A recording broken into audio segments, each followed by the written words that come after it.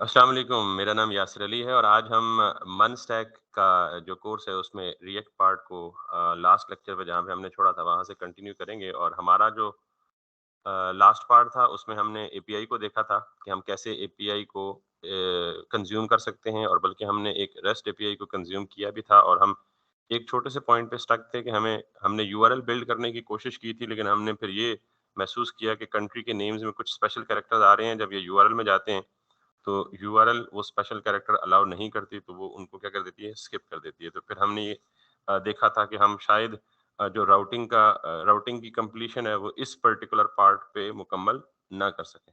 वैसे भी हम राउटिंग ऑलरेडी कर चुके हैं और राउटिंग के जो मज़ीद एडवांस कॉन्सेप्ट्स हैं वो आगे चल के मज़ीद भी आएँगे। लेकिन हमने यहाँ पे स्टॉप करके हम थोड़ा-सा रुके थे और हमने ये कहा था कि हम ये जेसन प्लेस होल्डर है, ये बेसिकली फेक या डमी एपीआई है जिसमें कुछ रिसोर्सेज जो हैं वो ऑलरेडी क्रिएटेड हैं यहाँ पे और हम उन रिसोर्सेज को इस्तेमाल करके अपनी एक एप्लीकेशन क्रिएट कर सकते हैं। बेसिकली यहाँ अगर आप देखें तो 2 चीज़ें जो हैं 2 नहीं बल्कि मुख्तलिफ रिसोर्सेज हैं, यानी पोस्ट्स हैं, कमेंट्स हैं, एल्बम्स हैं, फोटोज़ हैं, टू डूज़ हैं और यूज़र्स हैं। हम कोई एक एपीआई या एक रिसोर्स उठा के उस पे एक रिसोर्स के मल्टीपल एंड पॉइंट्स हो सकते हैं। हम कोई एक रिसोर्स उठा के उसके सारे एंड पॉइंट्स को टेस्ट करेंगे। कैसे जो नया आइटम है वो क्रिएट कर सकते हैं, कैसे एक्जिस्टिंग आइटम्स को गेट कर सकते हैं, कैसे डिलीट कर सकते हैं, कैसे पुट या पैच कर सकते हैं। So I am thinking to do it for the to dos application because it's simple क्योंकि इसमें 2 से 3 फील्ड्स इन्वॉल्व हैं। अदरवाइज़ हम ये काम कर सकते हैं कमेंट्स के लिए भी, पोस्ट्स के लिए भी और लेकिन आप अगर देखेंगे पोस्ट में तो खैर इसमें भी इतने ज़्यादा नहीं है, तो हम पोस्ट्स को भी ले सकते हैं। हमने CRUD ऑपरेशन बेसिकली परफॉर्म करने हैं एपीआई पे और CRUD ऑपरेशन किसको बोलते हैं? C for create, R for read, U for update and D for delete. तो ये CRUD या बाद लोग क्रूड पढ़ते हैं। तो हम पोस्ट का जो रिसोर्स है, इस पर ये सारे ऑपरेशन परफॉर्म करना भी सीखते हैं। अगर आप सिर्फ पोस्ट पे जाएँ तो इसके जो एंड पॉइंट्स हैं, जिसने एपीआई बनाई होती है ऑब्वियसली एंड पॉइंट्स भी वही देता है। तो अगर आप सिर्फ जाएँ तो आपके पास ये सारे पॉसिबल एंड पॉइंट्स हैं पोस्ट से रिलेटेड। मिसाल के तौर पे आपके पास स्लैश पोस्ट्स करेंगे तो आपके पास तमाम की तमाम पोस्ट आ जाएँगी, गेट रिक्वेस्ट है। स्लैश पोस्ट स्लैश आईडी देंगे तो आपके पास इंडिविजुअल सिंगल पोस्ट आएगी। अगर आपको सिंगल पोस्ट के अगेंस्ट तमाम कमेंट्स चाहिए तो आप slash post slash 1 slash comments से आप कर सकते हैं। एंड देन किसी भी जो कमेंट है उसकी पोस्ट आईडी की बेस पे आप फ़िल्टर कर सकते हैं, सर्च कर सकते हैं। ये जो क्वेश्चन मार्क जहाँ आ जाए ना यूआरएल में तो इसको हम क्यूरी स्ट्रिंग कहते हैं। अभी तक हमने गालिबन क्यूरी स्ट्रिंग पे नहीं पढ़ा लेकिन जब हम इसको एक्सप्लोर करेंगे फर्दर तो हम इसको भी देख लेंगे। फिर अगर आप देखें तो पोस्ट्स पर ही यानी इसी एंड पॉइंट पे एक पोस्ट की रिक्वेस्ट है। जब हम नया डाटा यूज़र से लेके सर्वर पे पोस्ट कर रहे हों और फिर पुट यानी किसी एग्जिस्टिंग पोस्ट को आपने अपडेट करना हो, patch part of it update करना हो या डिलीट उसे कंप्लीटली डिलीट करना हो। So we will be talking about the post resource और इस पोस्ट रिसोर्स के लिए सारे एंड पॉइंट्स हमें गिवन है। ये अलग एंड पॉइंट है, ये अलग एंड पॉइंट है, ये अलग एंड पॉइंट है, ये अलग एंड पॉइंट है और ये सारे के सारे इसी तरह सेपरेट एंड पॉइंट्स हैं। नाउ बिफोर दैट हमें क्या करना पड़ेगा? पोस्ट गेट तो करेंगे ही करेंगे, हमें नई पोस्ट क्रिएट भी करनी पड़ेगी और नई पोस्ट क्रिएट करने के लिए हमें क्या-क्या डेटा चाहिए और वो डेटा आएगा कहाँ से? हमें चाहिए यूज़र आईडी, हमें चाहिए आईडी और हमें चाहिए टाइटल और हमें चाहिए बॉडी। ये तमाम की तमाम चीज़ें हम कहाँ से लेंगे? रन टाइम पे यूज़र से लेंगे, करेक्ट? और जब हम यूज़र से लेंगे तो यूज़र से डेटा लेने के लिए हमें क्या चाहिए? फॉर्म चाहिए। तो इसका मतलब है रिएक्ट में हम पहले क्या करते हैं? फॉर्म हैंडलिंग और फिर हम यूज़र से डेटा इनपुट लेंगे और उस इनपुट को एपीआई पे भेजेंगे, एपीआई में सेव करेंगे और फिर बाकी ऑपरेशंस जो हम ऑलरेडी कर चुके हैं उनको भी यूज़ करके फिर अपडेट वगैरह सारा क्योंकि अपडेट के लिए भी वही फॉर्म चाहिए होगा। सो इन टुडेज़ टॉपिक प्रोबेबली मैं ये चाहूँगा कि एक नया प्रोजेक्ट बनाएँ और हम उस पे काम करें।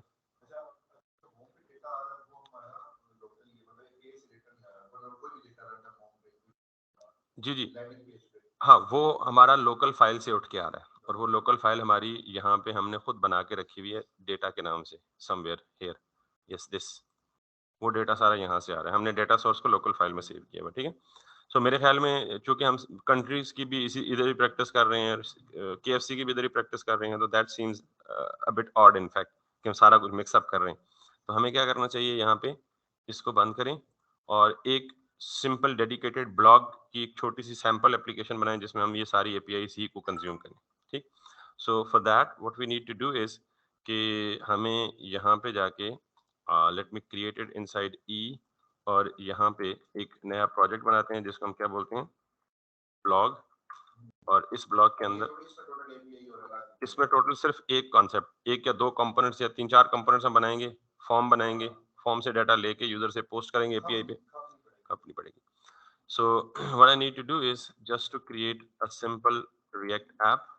So मैं यहाँ पे let me open up the another terminal which is bash और create npx create react app dot का मतलब आपको पता है कि ये नया फोल्डर क्रिएट नहीं करेगा, वरना हाँ नॉर्मली हम फोल्डर का नेम देते हैं, तो डॉट का मतलब करंट फोल्डर में ही स्कैफोल्डिंग क्रिएट करेगा प्रोजेक्ट की, या इनिशियल सेटअप प्रोजेक्ट का क्रिएट कर देगा। It will take a little time to get this scaffolding set up for us.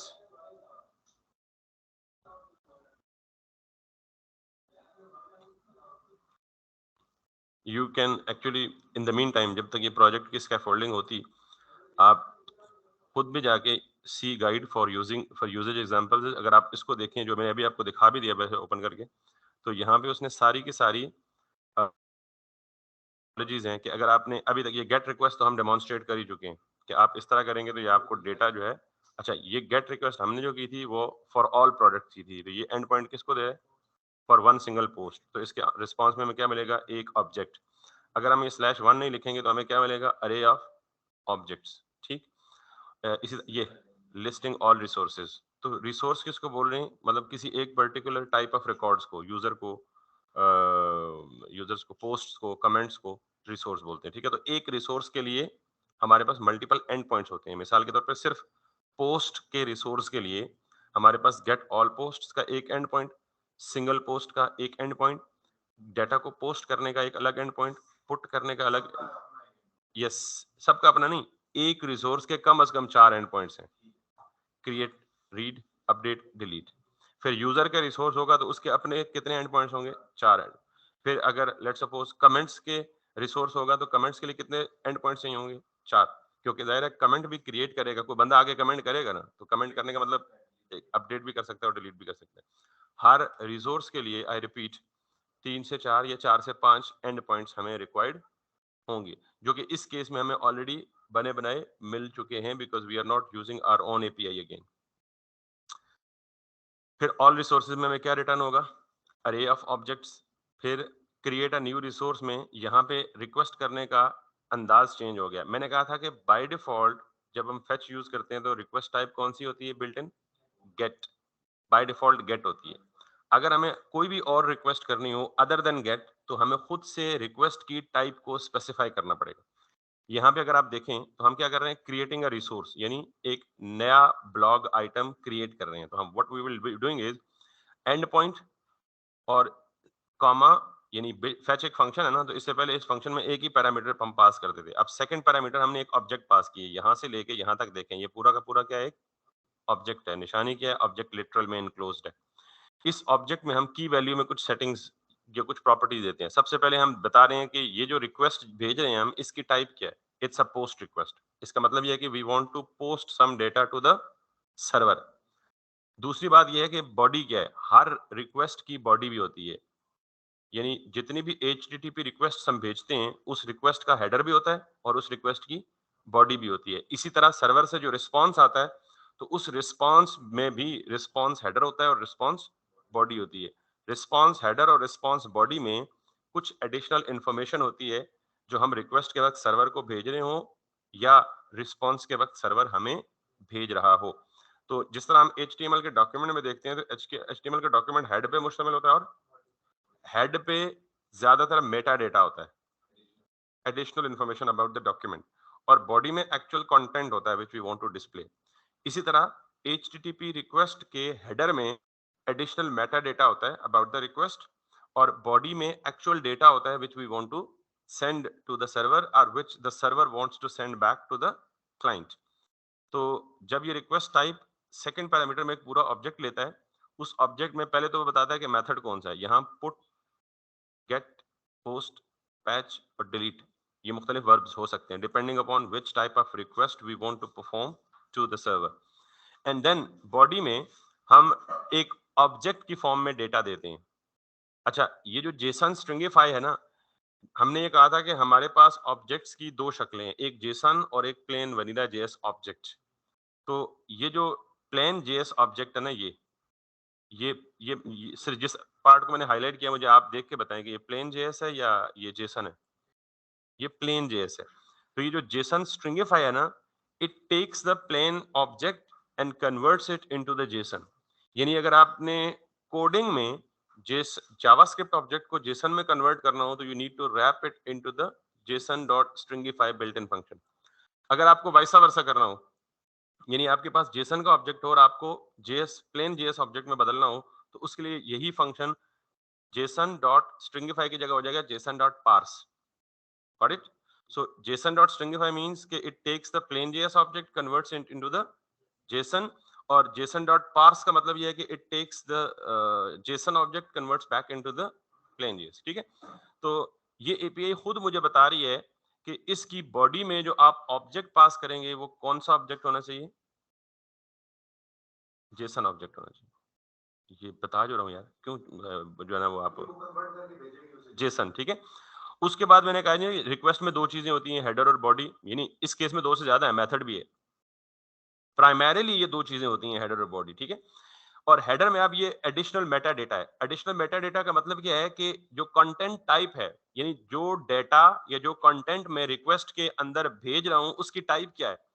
Application slash Jason, यानी मैं ये डाटा एप्लीकेशन में या एप्लीकेशन के थ्रू लूंगा और सर्वर पे in the form of Jason भेजूंगा। या यानी ये डाटा मैं मैनुअली हाथ से नहीं लिखूंगा, एक एप्लीकेशन जो मैं रिएक्ट की बना रहा हूँ उसके थ्रू फॉर्म के जरिए, और वो फॉर्म के जरिए डाटा या सिंपल ये समझ लें कि मैं सर्वर को ये बता रहा हूँ कि रिक्वेस्ट में जो डाटा आएगा वो किस फॉर्म में आएगा, जेसन की फॉर्म।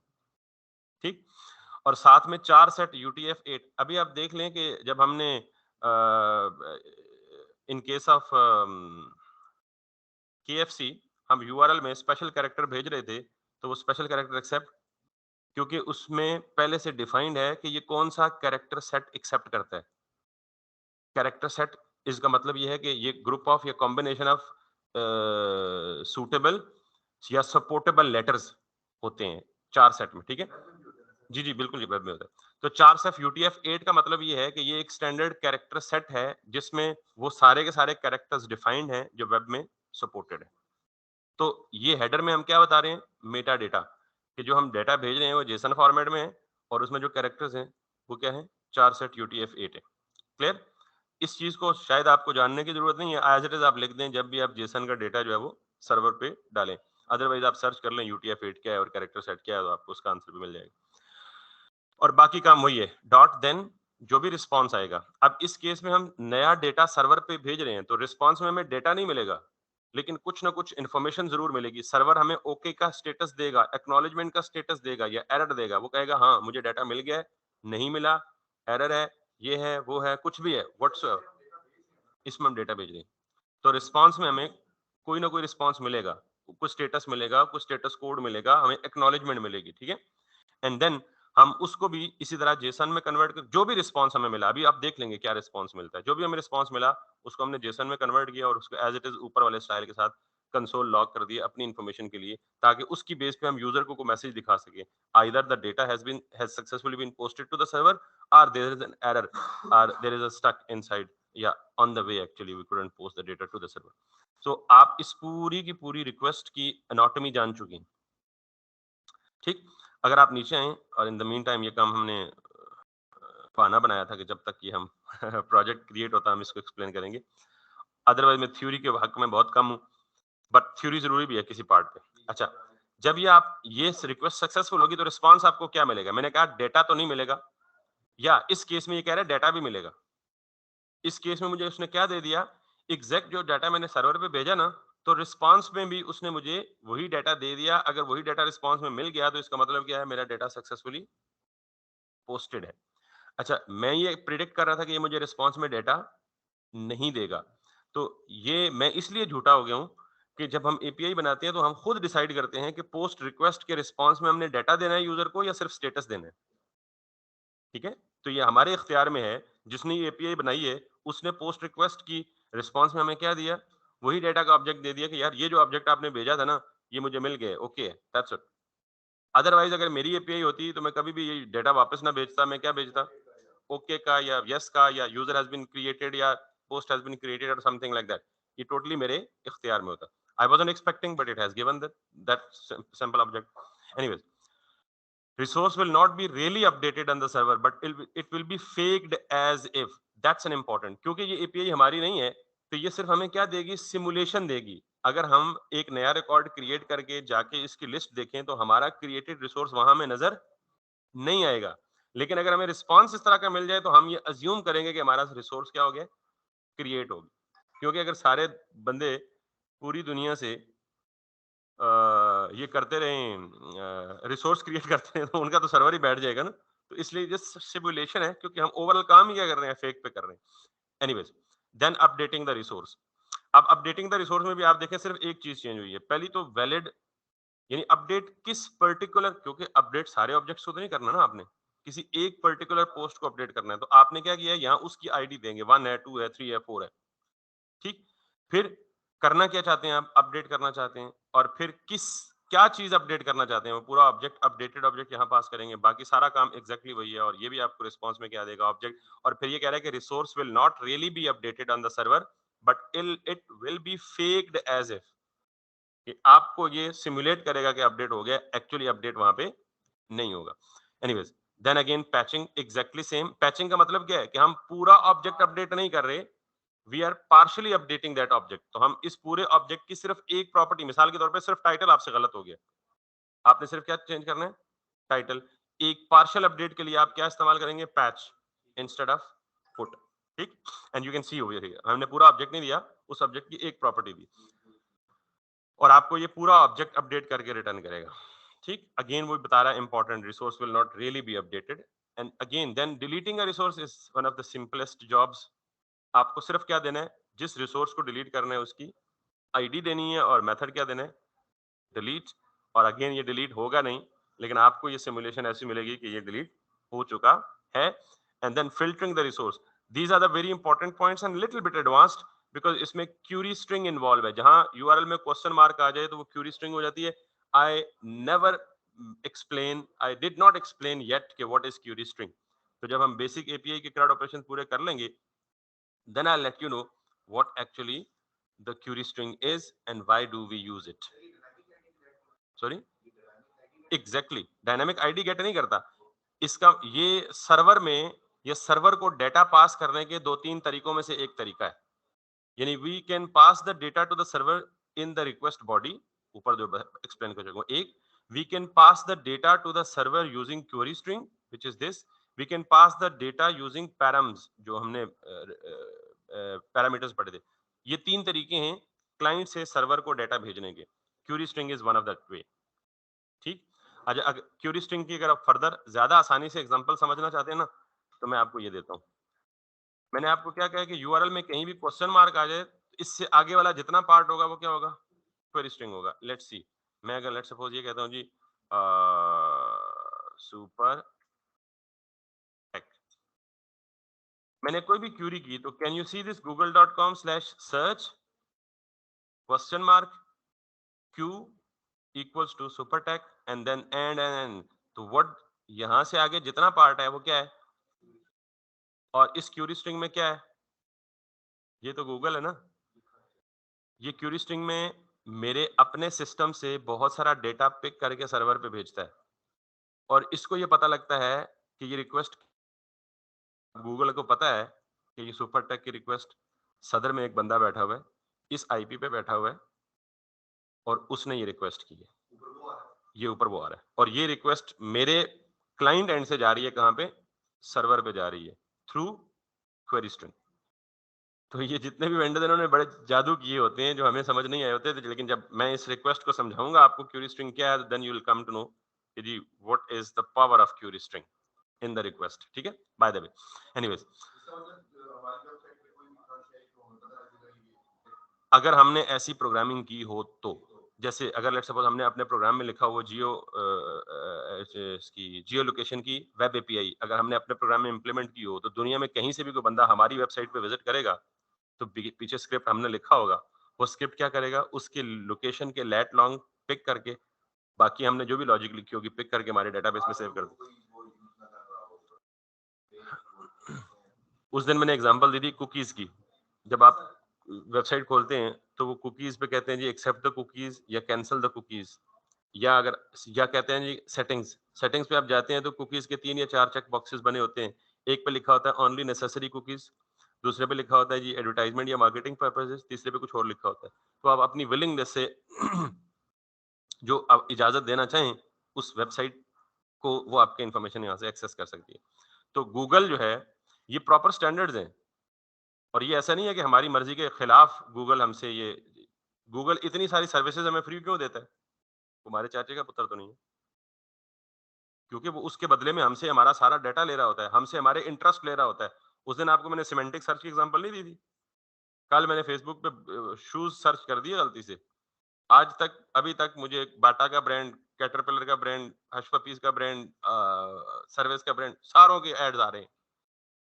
Got it? तो ये क्या है? ये बेसिकली हमारी डिवाइसेस की इंफॉर्मेशन ले रहा है गूगल। तो इतनी सारी सर्विसेज अगर गूगल फ्री दे रहा है तो भाईजान वो हमारी लाइल्मी में हमसे बहुत कुछ चार्ज कर रहा है। एनीवेज, मैं ये गूगल को डिस्करेज नहीं कर रहा, जाहिर है वो इतनी रिवार्ड्स दे रहा है हमें, तो कुछ ना कुछ तो उसका हक बनता ही है। By the way, I was talking about the query string. It's very important and a very powerful way of collecting the data or sending the data from the client to the server. In very short terms, आप ये कह सकते हैं जी कि this is a way of sending data from client to the server. 3 तरीके मैंने आपको बताए हैं। एक रिक्वेस्ट की बॉडी में आप डेटा सेंड कर सकते हैं, जैसे ये हम सेंड कर रहे हैं, ये रिक्वेस्ट की बॉडी में डेटा सेंड कर रहे हैं। एक हम क्यूरी स्ट्रिंग में डेटा भेज सकते हैं, और तीसरा हम पैराम्स में डेटा भेज सकते हैं। ठीक है? Anyways, and we'll obviously simulate all of those three things. In the meantime जी हमारी explanation खत्म हुई तो हमारी React ऐप भी बन गई, लेकिन नहीं बनी। ये क्या है? Oh, there is an error. And that error is related to the. It's maybe because of the action, huh?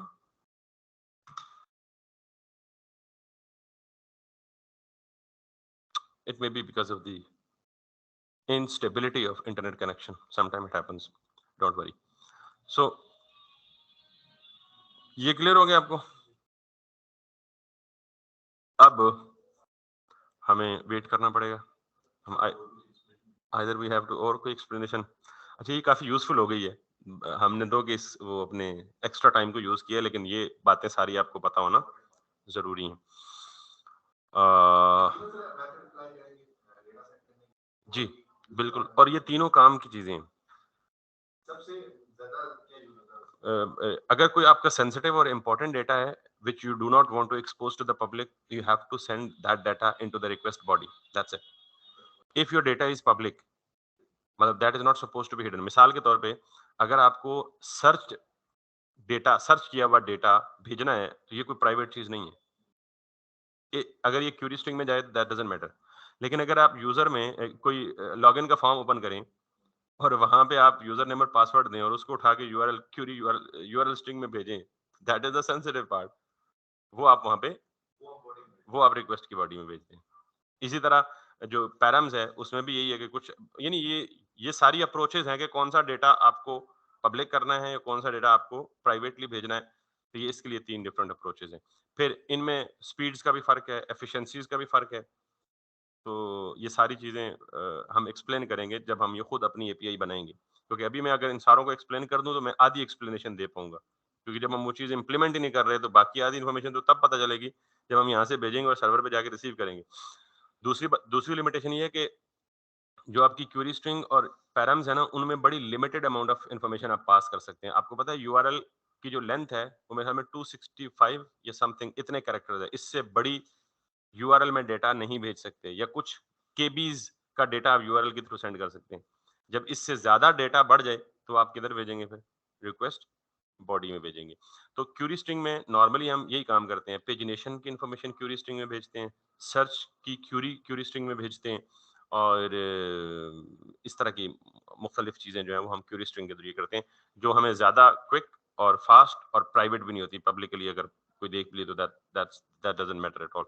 तो these are the different actually approaches that we use down the line in the development during the development.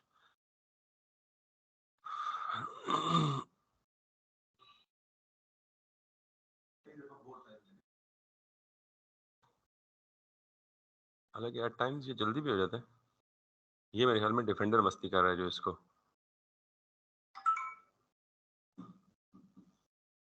Recording रोक लें फिर separate कर लें, दोबारा recording कर लेंगे।